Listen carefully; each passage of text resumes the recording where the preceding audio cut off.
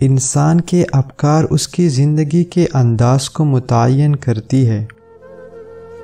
شہوت پرستی انسان کی بربادی کا سبب ہے اور انسان کو زندہ درگور کر دیتی ہے۔ فاحشہ انسان آدھا بن جاتا ہے، اس کی عقل چوہے جیسے اور شہوت شیر جیسی ہوتی ہے۔ ہو سکتا ہے اطمینان میری دور چلے جانے میں ہو، اور جب میں جا کر واپس لوٹوں گا تو اسے اپنے گھر میں پالوں گا۔ خدا کا بندہ اللہ کا سایہ ہوتا ہے، وہ اس دنیا کا مردہ اور خدا کا زندہ ہوتا ہے۔ میں تمہاری روشنی میں محبت کرنا سیکھتا ہوں، تمہاری خوبصورتی میں غزل کہنا سیکھتا ہوں۔ تم میری سینے میں رقص کرتے ہو جہاں تمہیں کوئی نہیں دیکھ سکتا۔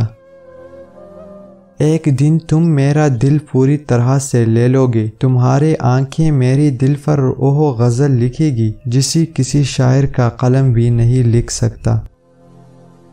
تو اگر وجود اور عدم سے گزر جائے تو ابدی زندگی حاصل کر لے۔ وہ ایک ایسا دریا ہے جو کبھی خشک نہیں ہوتا۔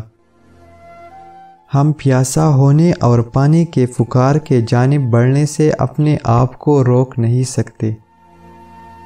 جو عشق صرف رنگ و روپ کی خاطر ہوتا ہے وہ دراصل عشق نہیں بلکہ فسق ہے، اس کا انجام شرمندگی اور رسوائی ہے۔